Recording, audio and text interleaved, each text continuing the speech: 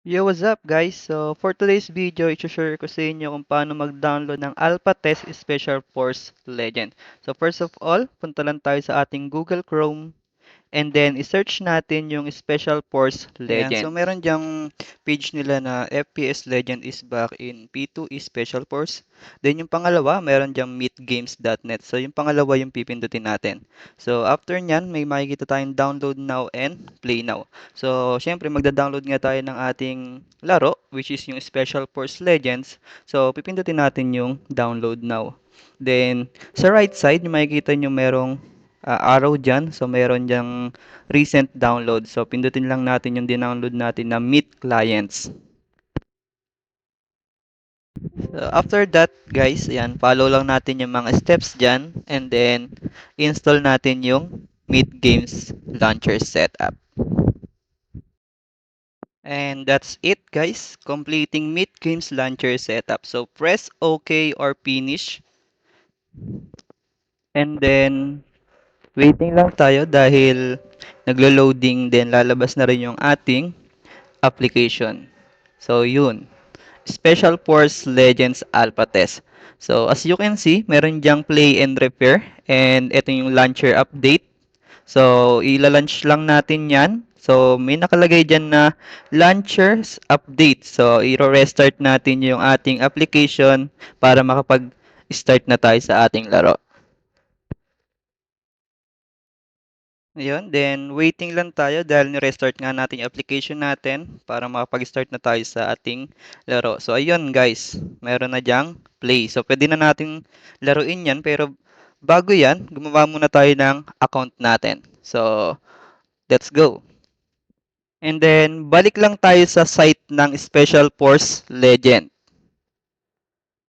So as you can see, sa may right side meron diyang play now and then just click.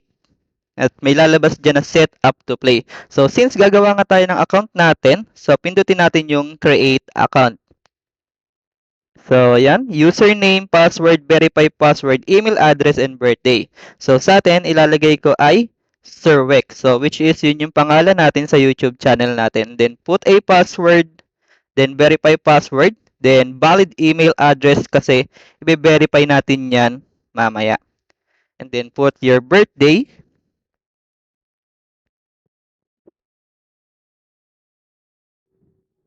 And then, just click, I am a human. So, kung human tayo, i-check natin yung CAPTCHA na yan.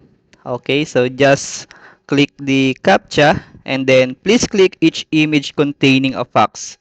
So, hanapin lang natin dyan yung fax. Alright, so pagka click natin yung fax, then yun, verify your email. So, i-verify natin yung email natin na ginamit natin kanina sa ating pag-create ng account. Alright, so if wala sa inbox yung hinahanap nating verification, so punta lang tayo sa may to more and then hanapin natin yung spam.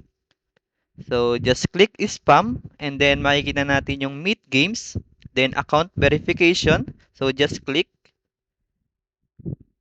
and then account verification email address.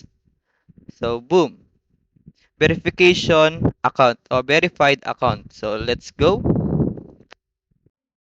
Then, itry natin maglaro ng Special Force Legend. So, click lang natin yung play.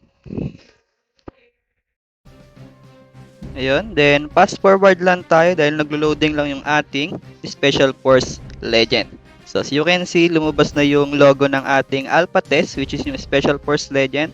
So, just click your username.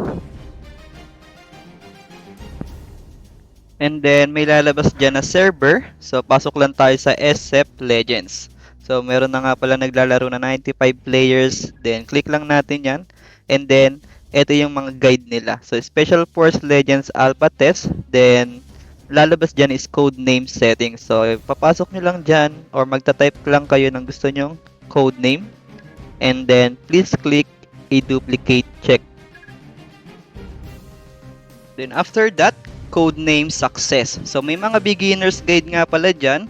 And then iba nga lang pala yung language nila. So, since as a player na tayo or dati na tayo naglalaro, so just click lang yung arrow and then go to character purchase shop. So, please confirm.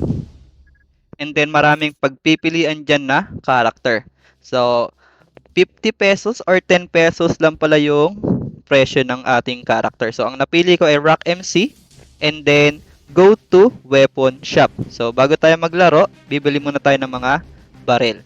Then, ayan. So, meron nga pala tayo ditong almost 5 million SP and then yung cash natin din dyan ay 5 million din.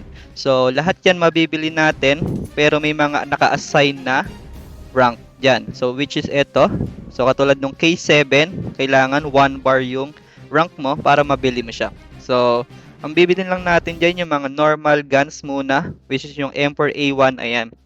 Ordinary weapon yan. And then, go to, ayan. So, yun na yun. Papasok na tayo sa server ulit nila. So, channel 1 tayo punta mga tropa. And then, ayan. Okay na. So, hanggang dito na lang tropa yung ating tutorial or na-share ko sa inyo yung aking kaalaman. So, kung may time kayo, please click subscribe para updated kayo lagi sa aking video. So, thank you guys.